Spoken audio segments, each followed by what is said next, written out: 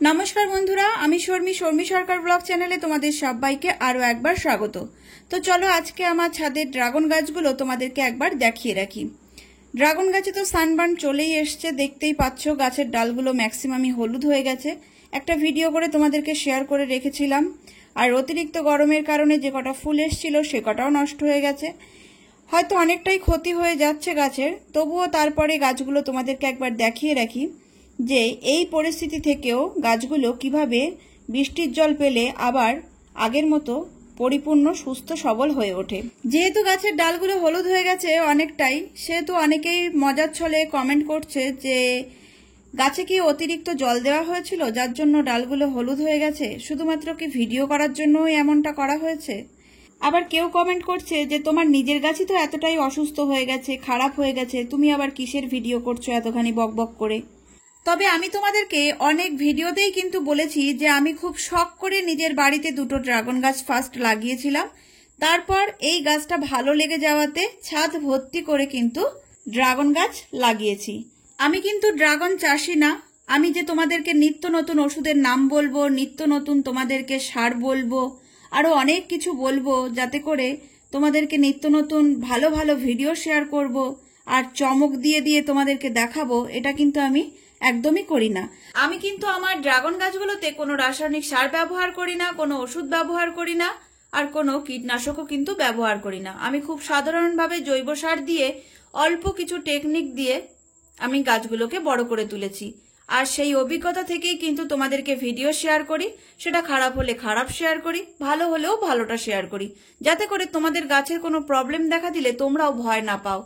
আমার মতো তোমরা কিন্তু অনেকেই শখ করে নিজের বাড়িতে একটা দুটো ড্রাগন গাছ লাগিয়েছো, তারা কিন্তু সবাই গাছ সম্পর্কে অতটা যে জানো তাও তো না। যারা জানো না তারা যেই একটু প্রবলেম দেখা দেবে গাছে তোমরা পাগল হয়ে যাবে, তোমরা তখন ভিডিও সার্চ করতে থাকবে আর বিভিন্ন ধরনের ওষুধ তোমাদের গাছের ওপরে অ্যাপ্লাই করতে থাকবে, আর অতিরিক্ত অ্যাপ্লাইয়ের ফলে গাছগুলো একেবারেই নষ্ট হয়ে যাবে।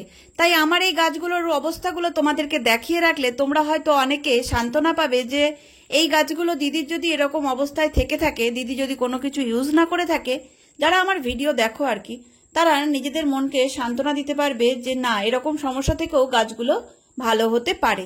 আর আমি যে এই প্রথম বছর ড্রাগন গাছ করছি তা তো না, 5 বছর ধরে আমার ছাদে ড্রাগন গাছ আছে, প্রত্যেক বছরই কিন্তু এই রকমই হলুদ হয়। তবে এবার একটু বেশি হয়েছে, কারণ এবারে টেম্পারেচারটা একটু বেশি, তার জন্য হলুদটা একটু বেশি হয়েছে। আর একটু ভালো করে খেয়াল করে তোমরা দেখতে পাবে স্ট্যান্ড করা ড্রাগন গাছগুলো কিন্তু হলুদ অতটা হয়নি। এই কার্নিশের ওপর দিয়ে ঝোলানো যে ড্রাগন গাছগুলো, আর বিশেষ করে কার্নিশের ওপরে যে ডালগুলো পড়ে আছে সেইগুলো একটু বেশি হলুদ হয়েছে, কারণ এই ইটগুলো তো গরম হচ্ছে, তাই নিচ থেকেও একটা গরম পাচ্ছে আর ওপর থেকেও তো সূর্যের তাপ পাচ্ছে, ওর জন্য এই কার্নিশের উপরে যে ডালগুলো আছে সেগুলো বেশি হলুদ হয়েছে। এই যে ডালগুলো এবার একটু বেশি হলুদ হয়েছে, এটার জন্য কিন্তু খুব একটা ভয় নেই। ডালগুলো হলুদ থেকে যেন পচন না ধরে সেটা একটু খেয়াল রাখতে হবে। তার মানে গাছের জল দেওয়ার টেকনিকটা আমি যেভাবে বলেছি ঠিক ওইভাবে যদি তোমরা রাখতে পারো তাহলে হলুদ হওয়া পর্যন্তই সীমাবদ্ধ থাকবে, পচন আর ধরবে না।